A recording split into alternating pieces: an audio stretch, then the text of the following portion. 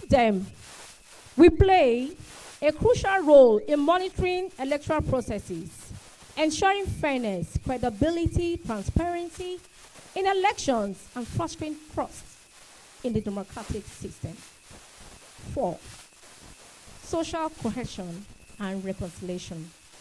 The project will strive to bridge divides, foster dialogue, and promote understanding among different groups in society, fostering a sense of national unity and solidarity.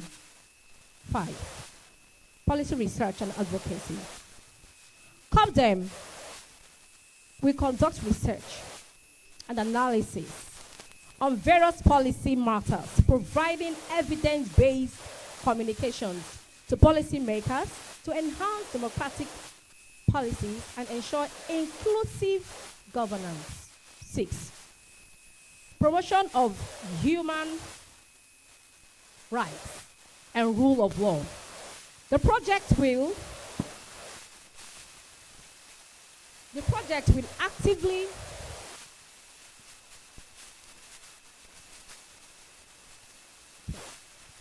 actively work to protect and promote human rights and the rule of law, creating an environment where justice and fairness prevail. 7, engagement with youth and marginalized groups. CopDem will actively engage with youth and marginalized communities and their participation in democratic processes and amplifying their votes in shaping the nation's future. In pursuit of these objectives, the CopDem project seeks to play a vital role in advancing democracy, peace, and prosperity with a vision of thriving nation built on the principles of unity, peace, and love for all citizens. Thank you so much. Thank you so much. So that's CopDem. That's who we are and what we represent. So CopDem would always stand for the truth. CopDem would always stand for what we know is right. CopDem is all inclusive. And today, we have invited some very special personalities. They'll be talking to us about the state of the nation. You can agree with me that not so many of us are happy today. But what can we do? This is our country. We can't run away. But in all, justice must be served. And that is what we stand for. Thank you very much. Very much, mighty Mrs. Osla. That was a wonderful one. Thank you very much, everyone. At this point in time, DJ, can you make some noise? Make some noise. When I say CopDem, you tell me protect democracy. Did you hear me? When I say CopDem, what do you say? Democracy. CopDem! CopDem! Yes, we're here to protect democracy. We're here to protect democracy. Thank you very much. Rightly said, we have some invited guests here. They are going to talk to us about the state of the nation. We are going to hear what is happening. How are we going to protect this democracy? We have beautiful women out there. You understand? Our mommies, our daddies, they will talk to us today. And at this point in time, I don't want us to go around. I really want us to listen so that when we're returning back home, we have a message of hope to return back with.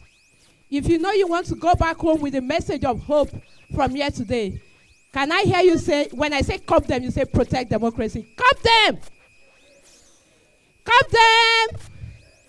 DJ.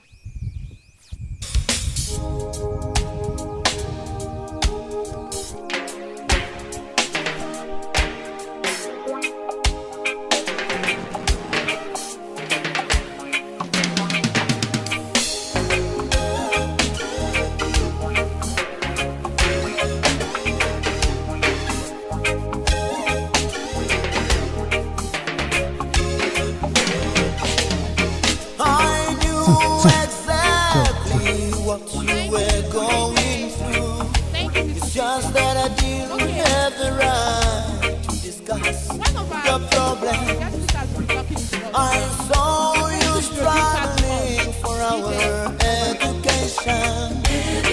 I saw you struggling She's to no get other us person close to than where our beautiful Mama, Mama this Yolanda. man you got I love married them. Do you know to, why I love them? he's When I see dead and women, alive. you know, in this role, Over it the gives me years, positive I asked vibes. myself And not just many beautiful questions. women. Can you clap for our mummies up there?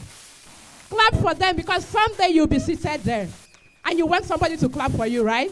So can we just keep clapping? Keep clapping, keep clapping. So we're inviting.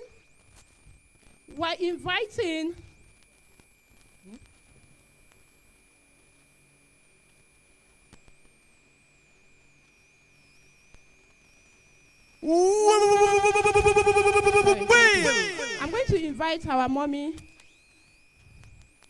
Mrs. Hawa Mustafa. She's a development policy analyst. Keep clapping for her. A practicing feminist. Clap for her as she comes on the podium. She'll be talking to us on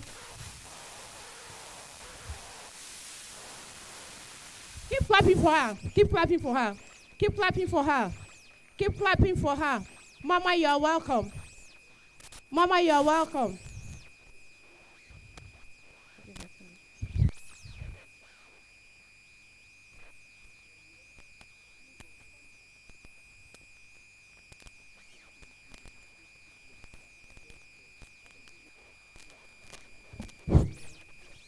Okay, thank you very much. Thank you.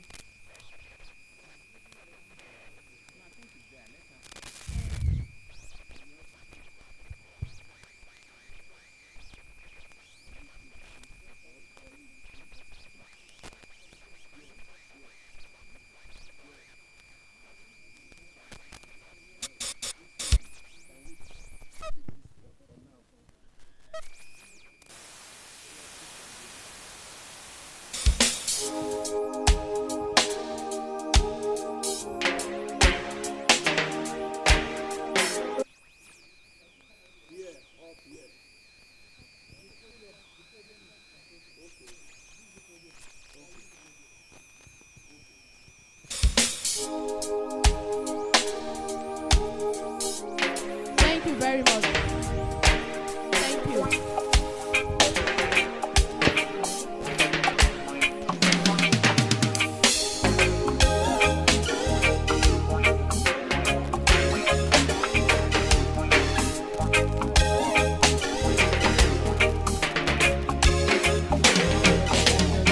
I knew exactly what you were going through. It's just that I of justice, the issue of democracy, and everything that we need to do to guide the democracy and our governance structure is very, very important. Yesterday afternoon, I was given a topic, and I think the subtitle is I'm supposed to speak on executive abuse of power and how this threatens the judiciary and, of course, in the long run, the democratic process.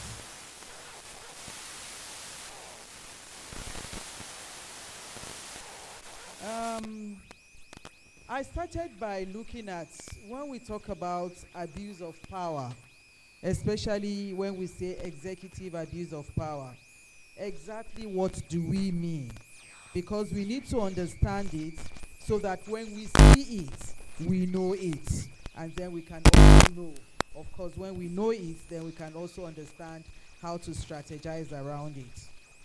Some of the definitions I came across, simply say that when somebody on a seat of authority or power uses his or her position to do things, to either manipulate, to coerce, to bully, or to intimidate people, particularly people who look up to him or her in expectation of a certain action that adds value to their lives in any way.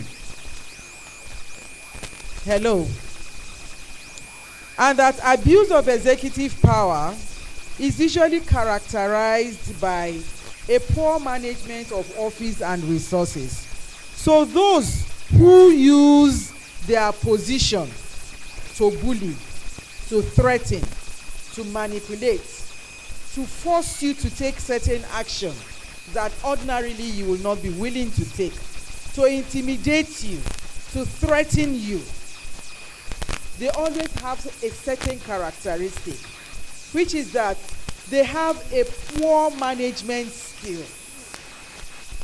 which is that they also have a poor sense of managing resources that is betrothed to them, that gives them the power or authority in that office. It also means that they lack competence, or they have insufficient knowledge on how to use the power, the authority that they have to add value to the people over whom they claim that authority.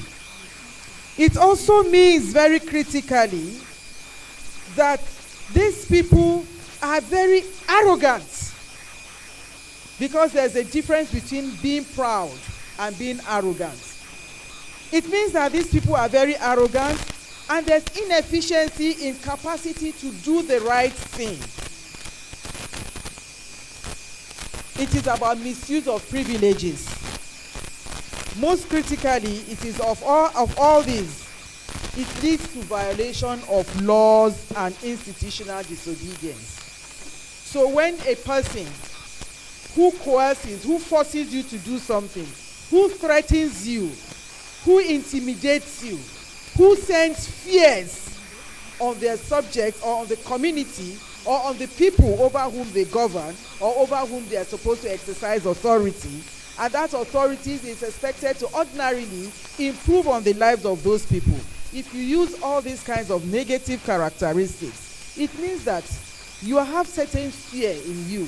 You have certain low capacity in you to understand how to relate with those people and give them the value that they need, that make them to either advertently or inadvertently entrust that power and authority on you. And what happens is that you use the state, the instrument, of power, which usually is the law, which usually is rules and regulations that are supposed to guide the conduct of that office.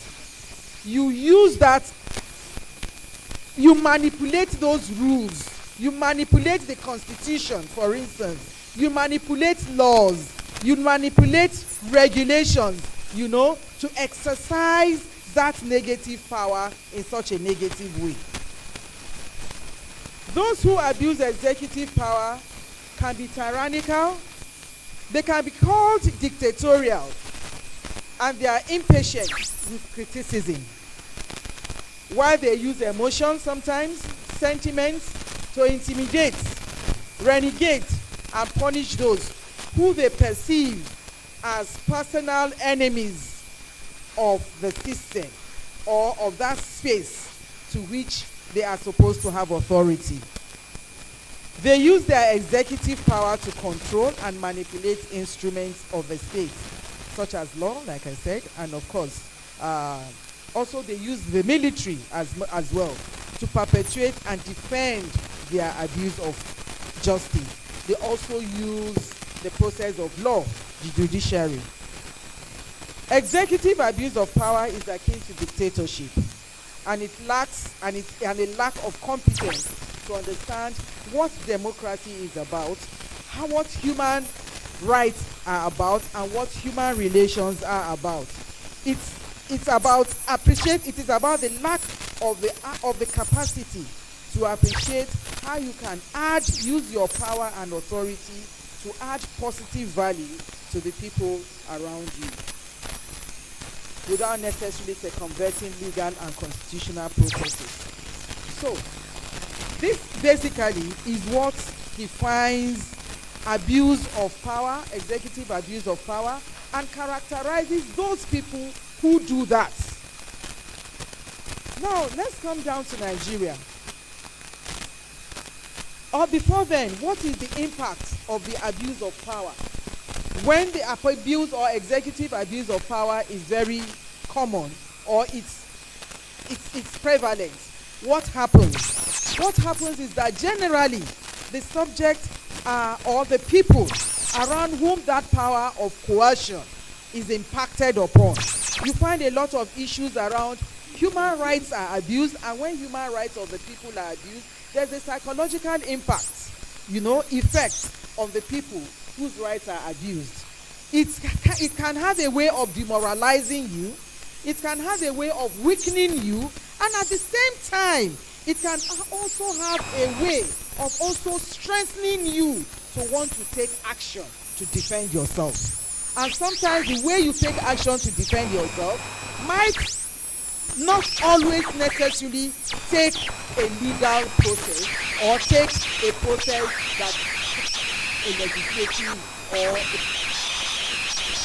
so sometimes when people are forced to take action due to a high-handedness of an extreme use of executive abuse of power, you find also lawlessness and restiveness becomes pervasive in such a community. So, for instance, when workers, are not allowed or are not allowed to freely associate, freely mobilize, and they are also denied their rights, and when they do everything legally possible, the owner or the person who wields authority and power uses the privilege of that his or her office to mangle, the power or the exercise of the rights of the workers. Sometimes what you see is a kind of people just go outside the law to do what they want to do.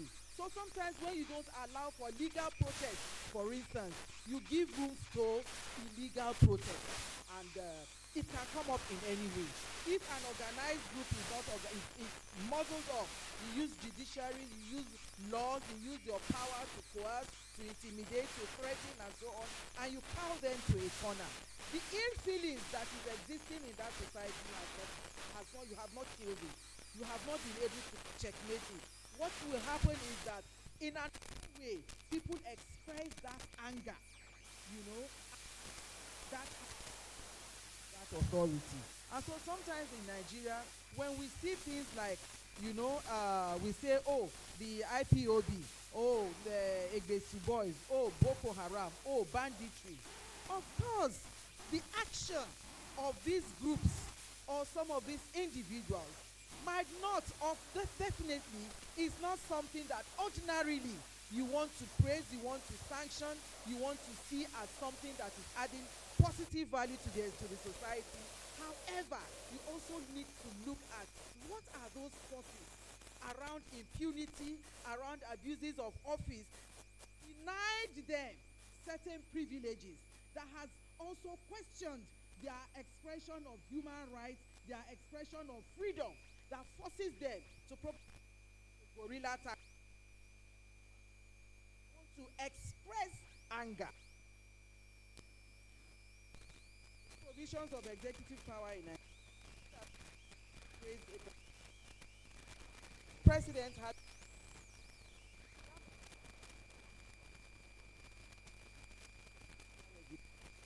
so, for instance, Section 5 of the Nigerian Constitution, executive powers of the Federation shall be vested in the President.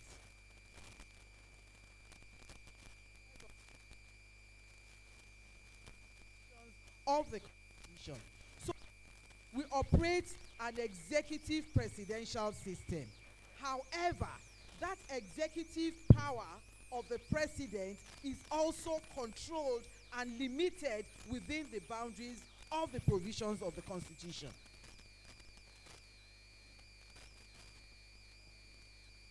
And so the provision, so when we say yes, the president has executive power, the executive power is not is within boundaries.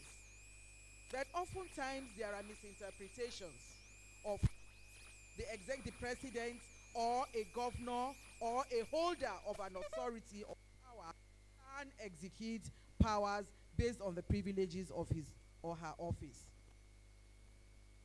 This is why oftentimes, when there is a coup d'etat, the first thing the military does is to set aside the constitution. Because the constitution has information, has limitations, has directives, or has provisions around how you use power and the extent to which you use power and what you do with the power. The constitution generally, there is no constitution that guides military regime, for instance. That is why they don't have laws. Under military regime, you have decree. But under a civilian regime, you have laws. And you have the constitution. You have regulatory powers. You have institutional powers that regulate, that administer, and so on and so forth. And that is what makes democracy democracy. It is not democracy simply because in power. It is democracy. Democracy is supposed to be guided by certain laws, certain provisions. There are power and to what extent to exercise the power. So successive regimes have severally issued executive powers in Nigeria, oftentimes with extra constitutional or extrajudicial implications. So because they say there is executive presidency, and then they say that the constitution, and then they just look at one portion of the constitution that says you have executive power, and leave out that portion that says even this executive power is within the provision of the constitution. It's like the provision of that says that you can marry 1, 2, 3, or 4 wives, but then leaves out that you should do justice. And the only thing they look at, they pick, I can marry 1, I can marry 2, 3, or 4. What about the area that says do justice? And it goes further to say that you are human beings, you cannot possibly do justice. The implication could be that in terms of interpretation, you have been given the carrot and you have been given the stick. Marry 2, 3, or 4. You think you can? Then you are human. The provision is you must do justice. And so if you cannot do justice, don't go there. Hello? But then they interpret it and say, well, it has also said that we are human, I cannot do justice, so it's not possible for me to do justice. So that is how, executive powers also interpret the constitution. They interpret the constitution in a way that also suits them. And so I just want to quickly go to certain examples, specific examples of how powers have been abused or are being abused by executive, authorities in Nigeria. First of all, I look at the issue of press attack. There's the media here. Oftentimes, the Constitution talks about freedom of expression and freedom of association. Is there really freedom of expression and freedom of association? There's a caveat. Even a governor can decide to clamp down on an organization. We have seen, trade unions in some states being so proscribed, or something like, we have abolished, or something like we do not recognize or refuse to give them to operate according of the law. So we have seen places, media particularly has been attacked, and which goes against the constitutional provision of freedom of association and expression. So goes against the Freedom of Information Act that talks about how individuals or organizations should have access to certain key information that is of public interest largely. We have seen how the media has often been hounded, and I have so many examples. The Sahara reporters are so worried. Many of us are very familiar with the issue. There's Abba Jalingo, who was incarcerated for so many, I think about 2 years in the South, and there are so many other people like that. there are so many other cases like that. I have some of these names here. And apart from that, we also have had even the issue of police brutality and military brutality. They say the police is your friend, but the police is your friend. They say you can freely take cases and approach the police and make a report, but sometimes citizens are even scared of making reports because the police the power to manipulate information against you. A woman is raped, for instance. Rape is something that is against the law. You go to the police and the police will now, put it around using power. How were you dressing? Where did you go to? What were you doing close to the man? What were you doing in that house?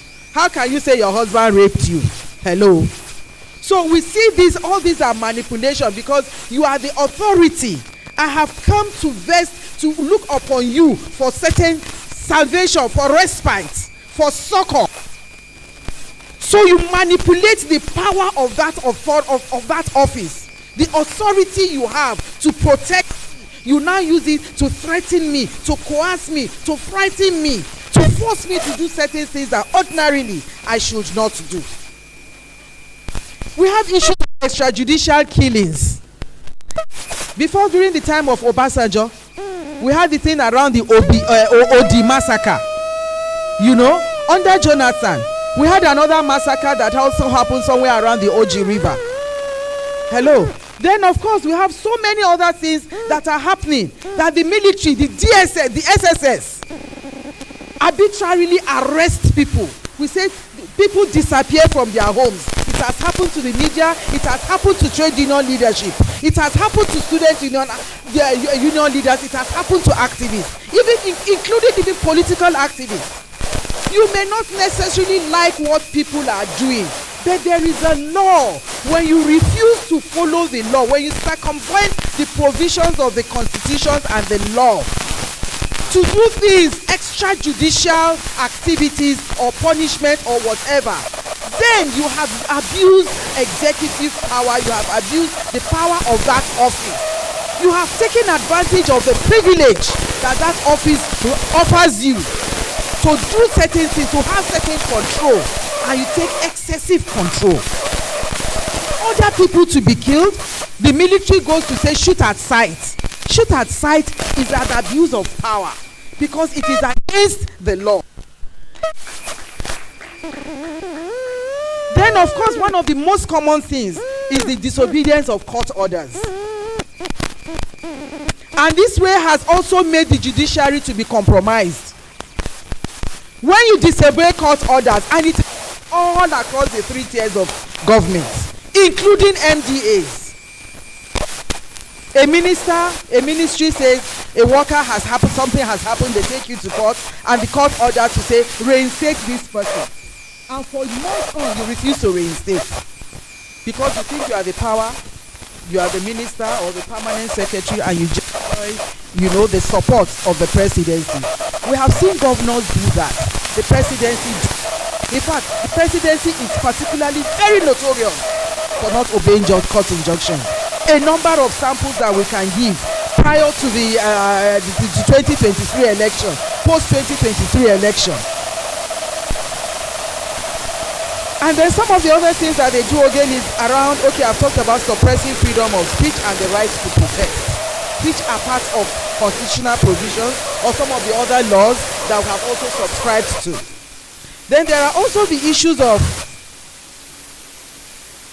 state governments. Like I said, it's not just the presidency, even the state government. Sometimes the state governors are even more notorious, with use of abuse of executive powers, like issues around land grabbing, demolitions. These are very common things. Something that also talk against, prevents people, from living their social life and having their own freedom of economic activity. Then finally, I'm concluding by saying that executive power is executive lawlessness. In fact, you should give it. It is executive what we call maybe vandalism. It is about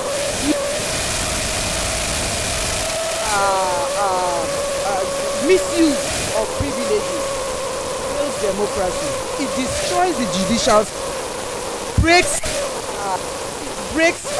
it creates pervasive lawlessness, because once you start it at the judiciary, you groups thinking that, okay, if the government can do it like this, I can also do it like that. I mean, look at recently, an individual threatens a whole governor of a state. Nothing has happened. An individual comes to YouTube, social media, brandishes a machine gun, and nothing is happening. So part of, because you enjoy the privilege of somebody who has a power, and that by extension gives you the privilege to abuse power. So what do we need to do? I say that what we need to do is we need to organize. First of all, we need to educate ourselves, understand where the issues of what constitutes executive power, and what really determines an abuse of power. Once we understand, we have good knowledge, then we need to organize, we need to mobilize. I want to see CopDem identifying these different areas of executive abuse of power, list them out and strategize around organizing, mobilizing people, citizens around them. And very importantly, let us consistently use the courts. Even where we feel that there are certain things that are being compromised by the judiciary, we cannot stop. We must mobilize, we must make a lot of noise. Sitting in front of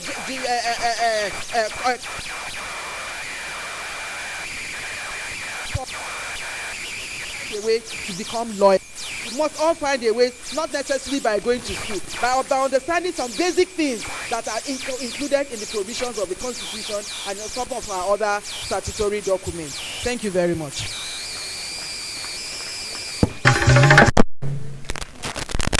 Thank you very much. Take clapping for her. This is, in short, is beautiful. Our democracy has been vandalized. I picked that one. And we'll get it right again. We'll get it right again. Thank you very much, Ma, for this. We appreciate you. Okay. The next speaker, Mr. DJ. A little noise, please.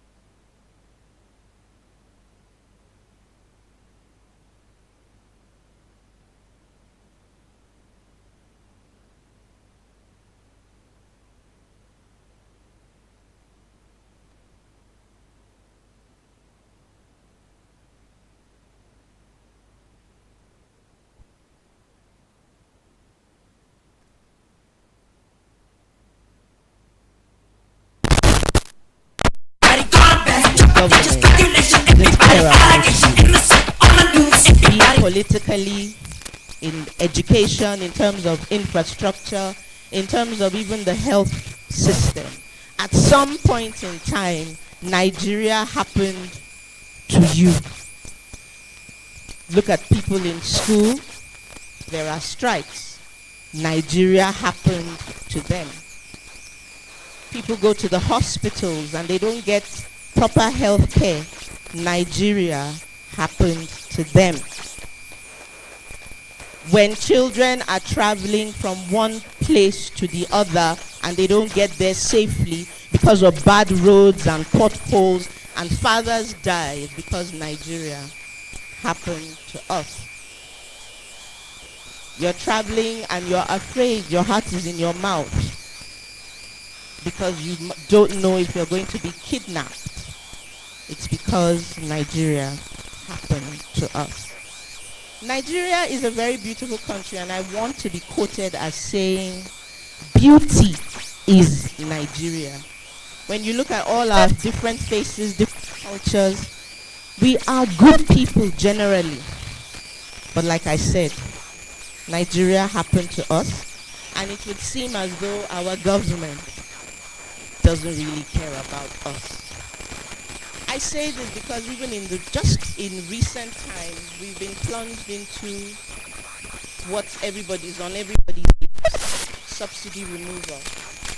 I deliberately asked, not even my topic, we haven't gotten there yet, but I'll be fast.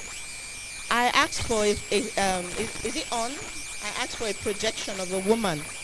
Can we see her? What do we see? I see a baby on her back. Am I wrong?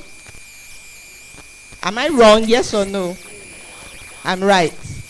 I can see her carrying load, heavy load. I can see her walking with a certain type of determination in her face. I can also see her holding the flag of the Nigerian Labour Congress. To her, that probably seems like the only freedom of expression that she could express herself yesterday. Clearly, she's not rich. Is she? Does she look like someone who's rich? I want us to interact. I don't want to be the only one talking. Nigeria happened to her. And if you look closely, the determination on her face to reach a certain destination where there is hope, where her life can be better. If you ask that woman, she's probably not even thinking about herself. She's probably thinking about that child on her back. That's why she would leave her menial job. Maybe she fries akara. Maybe she sells moi moi. Maybe she just sells rice on the street. She would leave that and go and protest because she wants her child to breathe. Let the poor. So my topic today is violence and election. Revving up participation of women in the electoral process. But when I got here, I don't know why the struggle to breathe became what I renamed what I'm going to talk about. We cannot keep doing the same things over and over again and expect different results. Thankfully, this is a democracy and our voices must count. With the last administration, we were told that 133 million Nigerians were plunged into poverty. And the World Bank also stated, yes, removal of subsidy, we all know that it was imminent, had to happen. But we would have expected that the government do it in stages, in batches, so that you wean the people off gently. I'm glad I can see many of us who are mothers here. I'm a mother, and I was very pro 6 months breastfeeding. As in, my child, there was no water for 6 months, strictly breastfeeding. We know how we wean our children. We don't just do it like that, step by step. Because the child's stomach will just be eroded if you introduce solids immediately. So you don't just take out the subsidy. and erode the stomachs, erode the bank accounts of Nigerians, just like that, step by step. Nobody's saying don't take it out, but there should have been a cushioning effect to show that the government really cares about us. It would interest you to know that the World Bank said over the removal of subsidy would now include 7 million plus Nigerians into adding to the 133 million. So we're talking about, approximately 120 million Nigerians plunged into a life of hardship, a life of uncertainty, a life where you don't know where you get the next meal from. And those type of situations give rise to insecurity, give rise to crime.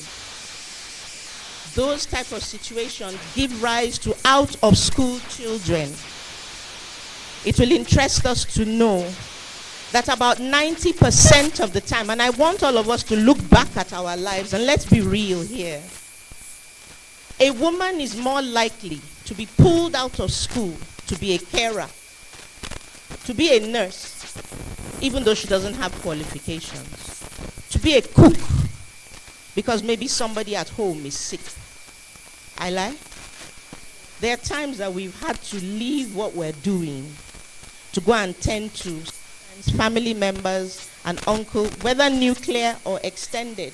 So a woman's life is more likely, 90% more likely, to be interrupted than that of her counterparts as a man. And it's something that we need to look into, because I think the solutions are easy, but do we have the political will? Do our leaders have the leadership will? COVID taught us many things, that you can do school remotely. So, for example, you must take out your daughters from school. Then why not let her have class online so that she's not missing out on an education? It is said very, very clearly, it is said that train up, educate, empower, I'm paraphrasing, a woman, and you have trained up, empowered, and educated a nation. Just one woman. That is how powerful we women are. I think this is a great time to give ourselves a round of applause for just being women. Women are courageous. We saw the case of the Vice Chancellor in the Federal University, Minna,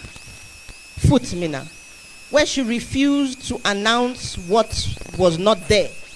So far, I think she's the only person that stood against what she knew was wrong. She stood against it and said, I will not announce. She did not allow pressure. So women are courageous. Women are more likely to be diplomatic in situations than men. A woman is most likely to use diplomacy, to use a softer voice, to use a softer way to get her point across, to get the message across, and to get what is needed. So there is power in women. INEC registered over 93.4, if I'm not wrong, registered voters for the 2023 elections. And it's somewhere in my notes, but if my head tells me correctly, about 44 million plus were women.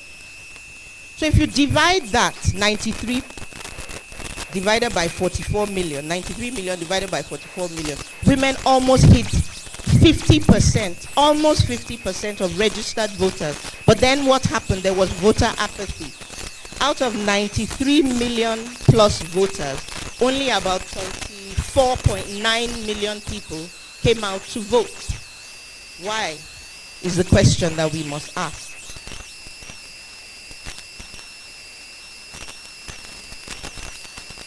Like I said, the willingness of our leadership to support women has been very low.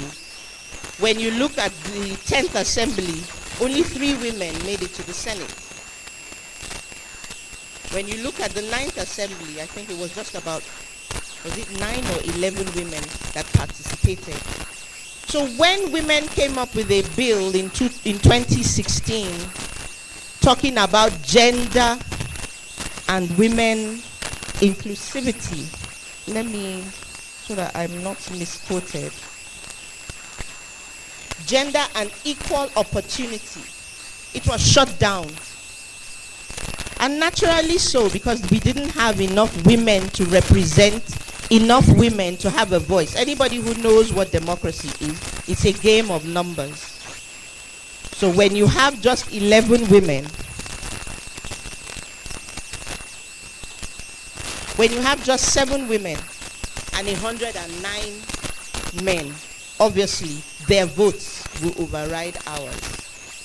We were not asking for equality with men. We were asking for just the opportunity. So basic, and that is something, because I got a lot of people saying, oh, women want to be like men. They want, no. Some of us who were raised better than that, there's some of us who think differently. But if there's an opportunity, there should be the level playing ground. So if that girl is intelligent, if that girl has a bright future and has shown herself an exceptional person, she should have the opportunity to continue. That's all we're asking for. We're not asking to be equal. Well, I know I'm not. But it is important that girls are given the necessary opportunity to flourish.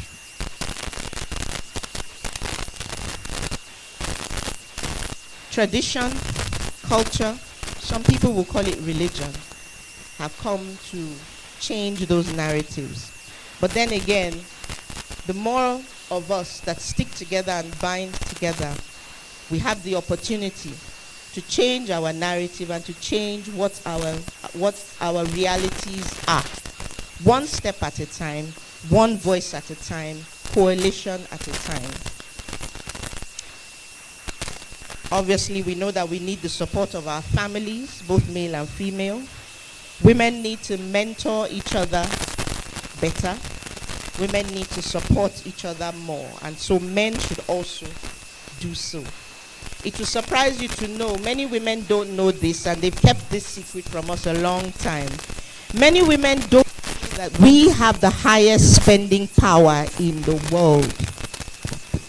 Women might not be the ones who are in the offices. We might not be the ones who are heading certain boards, even though women have started making good trajectory in leaps and bounds. But the truth of the matter is, women have the highest spending power in the world. And I want to take a poll. How many men go to the market? How many physically go to the market? Okay, I agree that you do, but do you do it every day? Who does the negotiations? Women, most of the time, a man will say, here is the money, this is part of what I'm giving you, go to the market. She does the negotiating. A lot of the time, even the school fees, women are the ones who are given the responsibility. Even if the husband has said, okay, this is the 20,000 naira, this is the 1,000 naira. She's the one given. So women do not realize how powerful they are in the market space. All over the world, we have more women entrepreneurs. And that is what keeps any economy going. That Mekose, that woman selling akara, she's very important. That small scale business is very important. Most have more women who are teachers. I remember when my son was much younger, it was a principle of the school that up until they are in year 4, they don't have male teachers. Because it has been found in research that when children are taught by women from nursery school, from play class, all the way to year 4, the children tend to do better. Why? Because women are natural nurturers. Nobody teaches a 3-year-old girl to hold a baby and want to back her doll. It comes naturally. to majority of women.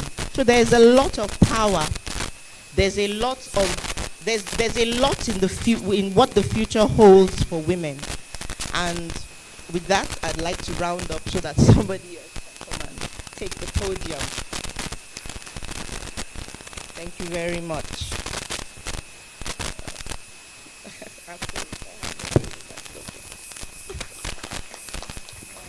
Thank you very much. Let's clap. Keep clapping. Women in the house. The men in the house. Let's all clap together. Thank you very much. Awesome. I hope we all have something to take back home from here. The message of hope. Yes, I heard somebody saying yes there. That's a good one. Thank you. Okay, without wasting much time, we're going to introduce our next speaker to you. He's no other person but Dr. Danjuma Garuba. He's a spokesperson for today's event, and he's going to be the one to take the press communique for today. A round of applause for him. A round of applause. A round of applause. Are we clapping? A man of excellence in the house. Thank you, sir.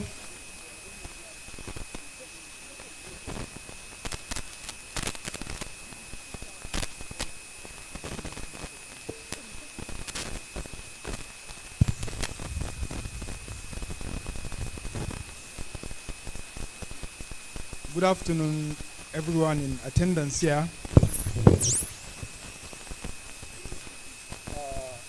My fellow CopDemites, great Nigerians here in attendance, ladies of the press, I have the honor and privilege to welcome you today to this August occasion in August. Indeed, is the first maiden World Press Conference organized by CopDem and LCSF, Labor and Civil Society Front. Permit me to go through the communique based on the presentations made by our respective resource people.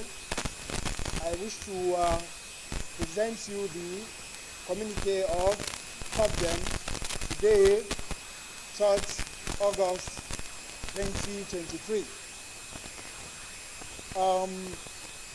We are not recruited by any party, person, or personal interest, but by our patriotism and the love of our dear nation. We are a pro-democratic and non-partisan association.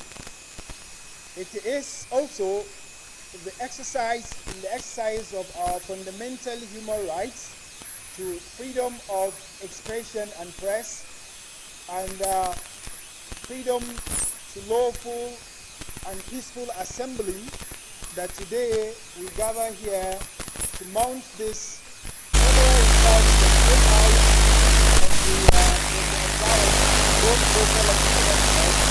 There is common message and common evaluation of the report that the election was authorized by the people and non-political malpractice. What I mean by political malpractice is committed by state and local parties. Now, the state as Nigerians deserve a place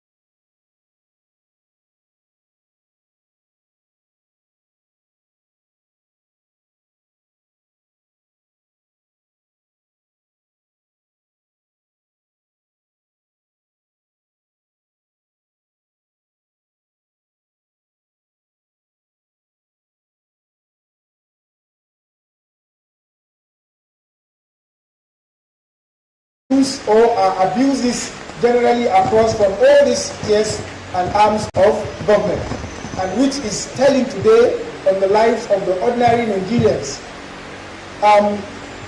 We will say this, that any threat on the judiciary is a threat to democracy. This is an important tenet of democracy. The judiciary must be free, must be independent, and then for rule of law to work, we must see it being operated, meaning justice must be done, and not only done, it must be seen to be done. It must be seen to be done. And unfortunately today, no one here today will beat his chest and say that we believe in the autonomy, we believe in the independence of our judiciary. Now, permit me to go through some of the key things we have highlighted for Nigerians and the world to know. First, we have seen it that a senior advocate of Nigeria in a democratic dispensation will tell the world that if the judges uphold justice, there is going to be anarchy. Why not say that if the justices or the judges now do injustice, there will be anarchy? If not in Nigeria, where would you have a senior advocate saying that when the judges do the right thing, there is going to be anarchy? CopDem and all well-meaning Nigerians are against these kinds of politically incorrect statements at the highest level. And based on this, let us recall on the legal profession itself, the presidency, and all the arms of government to come together and condemn these approaches and condemn such utterances before our own judges, whose life might be put into danger if perchance they take what that very lawyer is saying, because it's a democratic and it's a threat. It's undemocratic and it is a threat. Now, more so, not long ago, last week, there was a support group or a coalition of support groups of APC held in Kaduna who came out to tell the world that only God can remove Tinubu from office. Now, for the media itself to carry this is a threat to our democracy. Why do we have a judiciary? Why do we have the election petition tribunals? And why do we have all the tiers of hierarchy of courts in Nigeria? It's for justice to be done and be seen to be done. So, for any group to be given a voice to come to tell the world that only God can remove the president from his position is simply anti-democratic, and in fact this should be labeled as treason, because our constitution is the supreme law operating in Nigeria, and then we are one nation under God, but God has given us the instruments of the constitution to be used, and then the relevant laws to be applied for justice to be done and be seen to be done. On this also, we urge on all Democrats, compatriots, CopDemites, and all who are interested in an egalitarian Nigeria and society to condemn these approaches and to condemn these utterances as undemocratic. Our law enforcement agencies too are involved in this, because everyone must play their role, their roles according to the game for democracy to work. Now, it is actually embarrassing for Nigeria, here right in the center of the Federal Capital Territory, for us to see two law enforcement agencies, fight each other, trying to take custody of a man who is alleged to be in the possession of firearms. And not firearms, I should use maybe in the plural sense, one or two guns.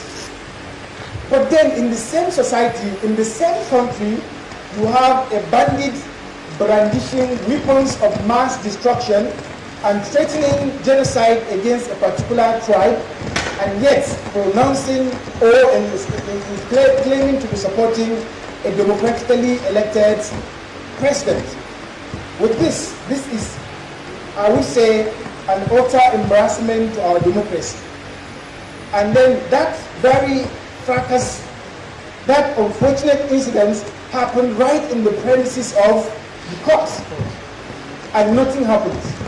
Now, whether we like it or not, this is not saying well for our democracy, and we must all come out to condemn it with our loudest voices, and that's what we are doing in CopDem.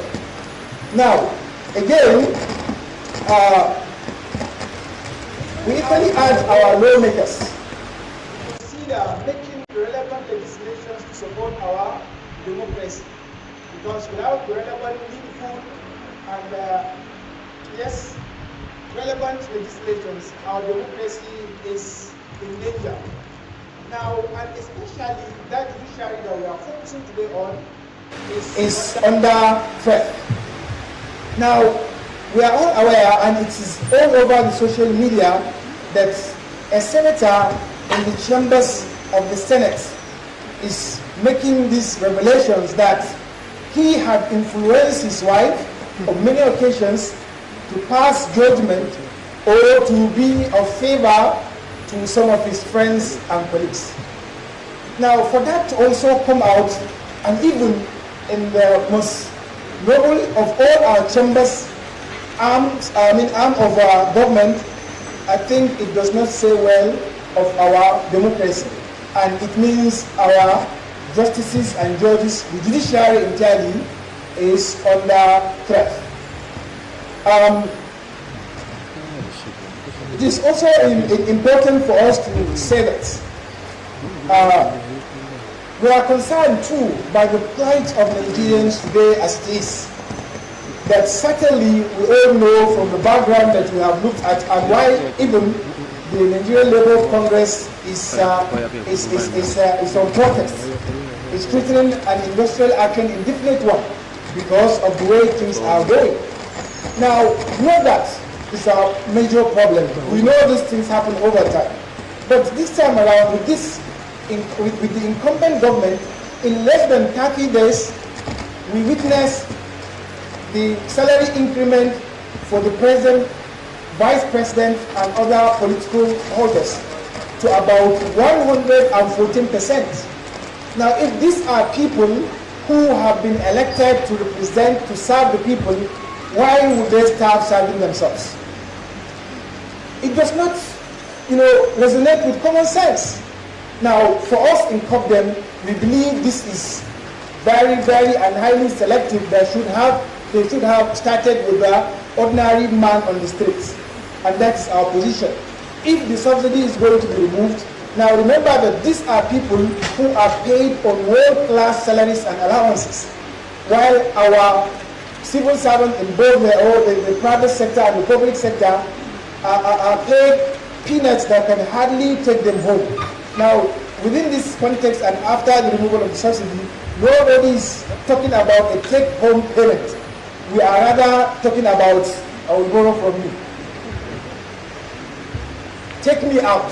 It will not even take you out, let alone for you to go to the place of work and then have a take-home back.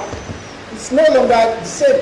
So this is unfortunate, and we call on the executive to reconsider this position and do something as a matter of urgency to bring out the ordinary people who voted for this government out of the condition that they are in.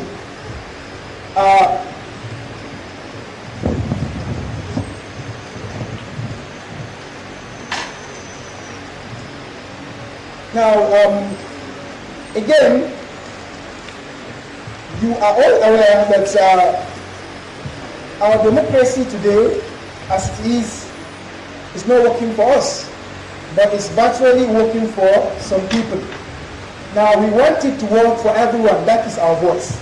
Let us all benefit from our common resources, our common institutions, or what we locally or popularly call dividends of democracy. Now, we want to urge on the executive who have the power to actually make things work, to consider all the necessary infrastructures that are supposed to make Nigeria a place to live. Our roads are in what they are. They should not be as bad as our democracy. Our hospitals that should reflect our own collective concern for our health sector should be in the shape that reflects the well-being of our democracy. The point is, if you look at into any aspect or any sector of government and whatever you see in it is a mirror and reflection of what the democracy is in. If you will say that Nigerians are crying, then our democracy too is crying. If our roads are in bad shape, then our democracy is in bad shape. There cannot be two ways about it. So, I urge on all Nigerians not to relent in their effort to have a voice. And at CopDem level or with CopDem, you have a voice. We would continue to hold press conferences from time to time in order to talk to Nigerians, encourage them to be law-abiding, and as well as talk to those in government to also be law-abiding. And that is what rule of law is. No one is above the law. Without the law, there will be no democracy. Without a functional democracy, there will be chaos. And what we do not want, that is why in CopDem we stand to be the protectors of Nigerian democracy. Ladies and gentlemen, this is our communique for this maiden World Press Conference on the state of the nation's democracy and the threat to our judiciary. What we are saying lastly, in consonance with the theme of today's World Conference, is to say that let the judiciary breathe.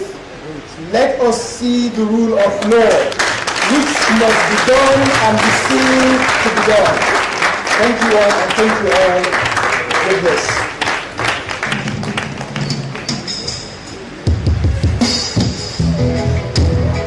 Thank you very much. Let the judiciary breathe. Support that.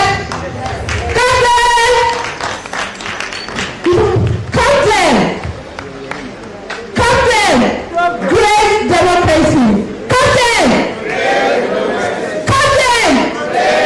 And let the judiciary breathe. Yes, that's the one. Thank you very much. Thank you very much. Without wasting more time, we want to invite our next speaker. It's not going to take too much of our time. I'm enjoying it because there's a lot of take-home from here. Hope for Nigeria. Yes, there's a lot of take-home. He's no other person but Mr. Omawale Okuni, popularly called Veteran Sheikh. Yes, our own. Clap for him. Keep clapping. As a leader of the people's struggle for a better Nigeria, that's who he is. He is the head of the National Secretariat of Labor and Civil Society Front, LCSF, as well as the head of the Coordinating Center of the United Action of Civil Society of Nigeria. Are you clapping? Keep clapping. And lastly, he is the Director General of the Child First Movement in Nigeria. We're glad to have you, sir. Keep clapping as the work is over. Thank you very much.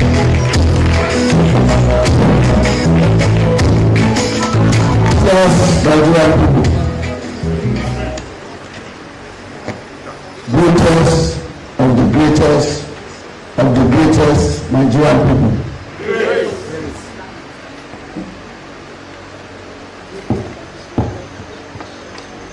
Well, I'm standing before you as the representative of the Labor and Civil Society Front.